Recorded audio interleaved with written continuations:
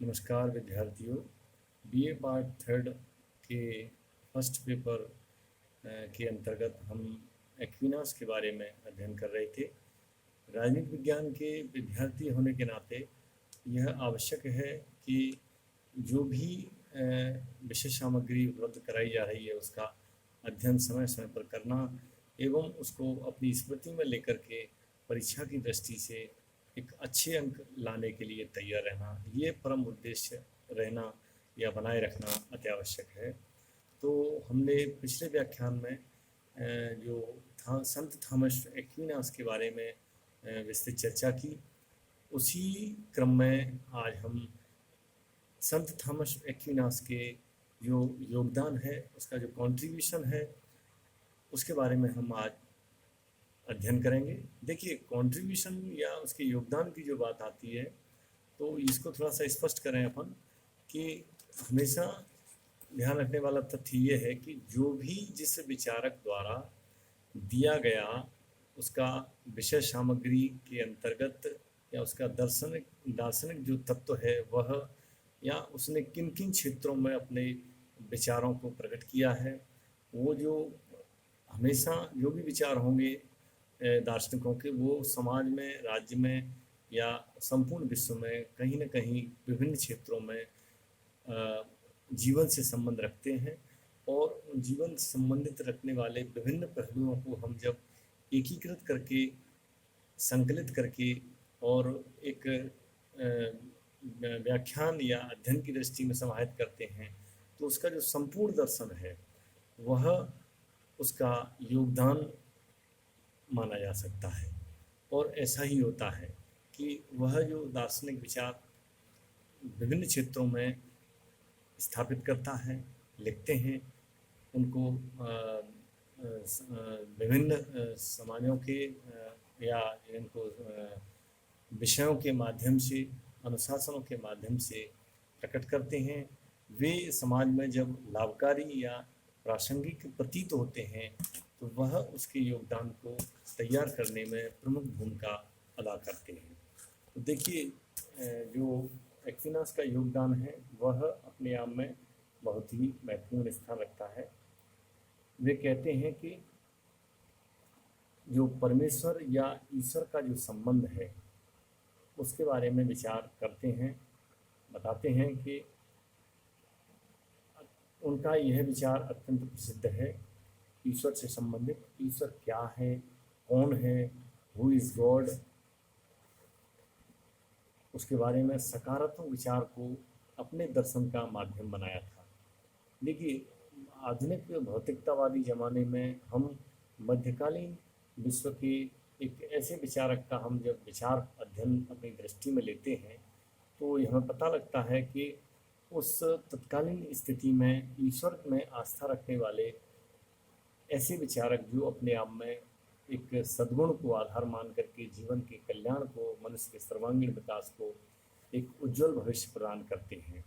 तो यह दर्शन जो दिया ईश्वर के संबंध में, एक्विनास को अनेक विद्वानों से अपने आप में एक अलग पहचान प्रदान करने का कार्य करता है। तो ये जो सकारात्मक शक्ति मिलती है वह ईश्वरीय प्रकटीकरण या ईश्वरीय आत्मसंवेदना के माध्यम से ही यह अनुभूत होकर के और उसको हम अपने जीवन में समाविष्ट करते हैं। तो उन्होंने कहा कि भगवान सरल, परिपूर्ण, अनंत, अपरिवर्तनीय और अद्वितीय हैं, यानी गॉड यूनिक हैं और जो परिवर्तन नहीं हो ऐसे हैं, अनंत हैं, इन्फिनिट हैं, सरल हैं, बिल्कुल सॉफ्ट हैं, परिपूर्ण हैं, ऑल राउंड फिगर में वह एट एंड ऑल हैं, सर्वे सर्वा हैं। तो ईश्वर का जो बनने का अंश है वह अपने आप में सबसे अद्वितीय है। ये किन्हीं टुकड़ों से या अंशों से या हिस्सों से नहीं बना है। उसके पास शरीर, आत्मा, न पदार्थ न रूप है। देखिए, ईश्वर के बारे में विभिन्न भारतीय संस्कृति में भी इस तरह के विचार प्रकट किए गए हैं कि शाश्वत हैं, ये नश्वर हैं। आत्मा, जिस तरह हमने आत्मा के बारे में भी पढ़ा है, सुना है, हमारे भारतीय ग्रंथों में जो मिलता है, तो जो शरीर का आत्मा का जो पदार्थ है, जो रूप है, वह अपने आप में सबसे अनूठा है। इसका चरित्र सार इतना ठोस है कि उसमें कुछ भी बदलना असंभव है। यानी हम प्राकृतिक अगर क्षेत्र को देखें तो वह ईश्वरीय संचालित है, यह सर्वमान्य है। हम उसके साथ कहीं न कहीं इस तरह का बर्ताव करें कि उस बर्ताव से वह प्रताड़ित हो, तो वह प्रताड़ित करने का तरीका हमारा एक क्षणिक मात्र का होगा। हम उसको पूरी तरह से इस तरह समूल प्रताड़ित या नष्ट नहीं कर सकते, क्योंकि प्राकृतिक जो तत्व है वह अपने आप में पूरी तरह से सार्वलौकिक सर्वाइवल है, शाश्वत है। तो उसको हम इस तरह से नष्ट नहीं कर सकते हैं। तो एक्विनास मानते हैं कि ईश्वर का जो बर्ताव है, ईश्वर का जो चरित्र है, ईश्वर का जो सिस्टमेटिक एक तत्व है, वह अपने आप में काफ़ी ठोस है। उसको हम किसी भी तरह से बदलने का कार्य नहीं कर सकते, उसको बदलना असंभव बताया है। फिर है दर्शन संबंधी विचार, यानी फिलोसॉफिकल जो आइडिया है, वह भी इनका अत्यंत अत्यंत महत्वपूर्ण स्थान रखता है। ये विचारक अरस्तु से सर्वाधिक प्रभावित थे। ब्रह्मांड में उपस्थित हर चीज़ उनके हर सार के साथ मौजूद है, लेकिन इसका जो सार ईश्वरीय परिपूर्ण रचना से होता है। जो भी हम भौतिक अवस्था में देख रहे हैं, ब्रह्मांड में जो देख रहे हैं, वो उसका जो सार तत्व है वह मूल रूप से ईश्वरीय है, और ईश्वर का जो परिपूर्ण रचना स्वरूप है वह अपने आप में एक विशेष स्थान रखता है। उसे हम अनुभूत कर सकते हैं, एक्सपेरिमेंट कर सकते हैं। फिर है मनोविज्ञान के बारे में जो विचार प्रकट किए हैं, वो भी महत्वपूर्ण प्रभाव एवं स्थान रखते हैं। मनुष्य अपने कृत्यों के लिए स्वयं जिम्मेदार होता है। मनुष्य की मानसिकता पर यह निर्धारित करता है कि वह कौन सा कार्य करने के योग्य समझता है, कौन से कार्य को करने के लिए अयोग्य समझता है। तो मानसिक तात्विक जो विचार है वह मनुष्य का उसके भविष्य को निर्धारित करने में महत्वपूर्ण भूमिका अदा करता है।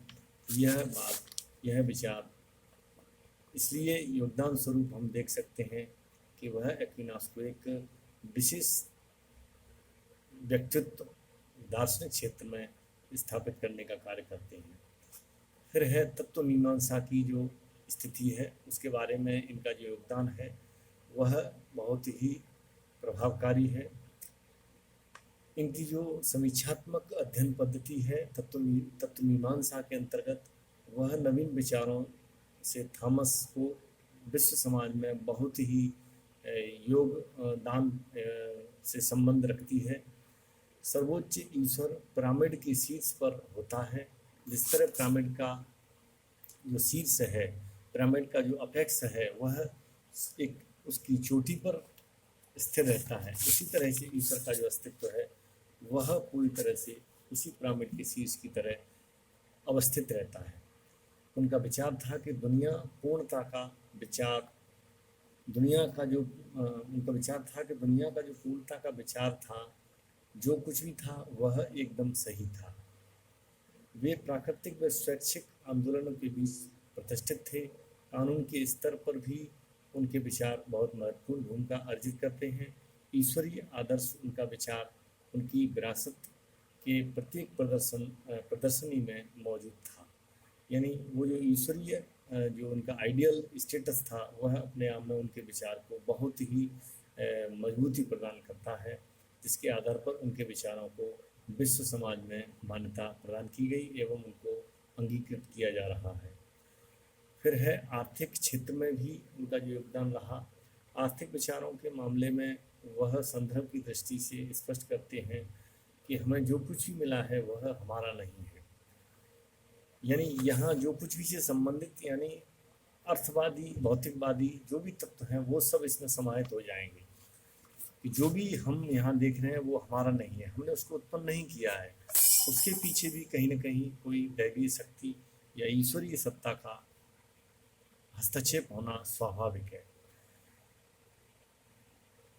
जो भी है वो हमारा नहीं है, इसका जो निर्माता है, इसका जो बनाने वाला है वह ईश्वर ही है, परमेश्वर है। इसे हमें उपहार स्वरूप मानना चाहिए। जो भी हमें प्रत्यक्ष रूप से दिखाई दे रहा है वह हमारा कुछ नहीं है, ईश्वरीय सत्ता द्वारा हमें प्रदान किया गया है। तो उसे हम एक पारितोषिक या एक इनाम या एक पुरस्कार के रूप में, उपहार के रूप में माने एवं उसको हम सदुपयोग करें। वह सदुपयोग उपहार स्वरूप हमारे लिए विशेष महत्व रखेगा एवं हमें उसकी सहायता के माध्यम से आगे बढ़ने का मौका मिलेगा। निजी संपत्ति एक प्रोत्साहन का ही हिस्सा मानी थी, जो कि सभी इंसानों के काम आती है। निजी संपत्ति है वह एक प्रोत्साहन का, यानी व्यक्ति समाज में जब रहता है तो वह अपने संसाधनों के माध्यम से इस तरह के विचार एक्विनस बताते हैं कि विभिन्न जो भी उनके संबंधित जो मिलने वाले हैं या उनके साथ जीवन यापन कर रहे हैं, उनको वह प्रोत्साहन के रूप में उस अपनी संसाधन की स्थिति को व्यक्त करके या उनको सहयोगी मानते हुए उनको भी उसमें स्थान दे करके और उन्हें इंसानों में बांटने का काम करना एक बहुत बड़ा परम कर्तव्य है, जो कि आर्थिक विचारों के अंतर्गत एक्विनास की जो योगदान की स्थिति है उसको निर्धारित करता है। तो इस तरह से जो एक्विनास का जो चैप्टर है वह इन व्याख्या के बिंदुओं के माध्यम से समापन की ओर है और यहीं पर हम इसको समाप्त करते हैं। धन्यवाद।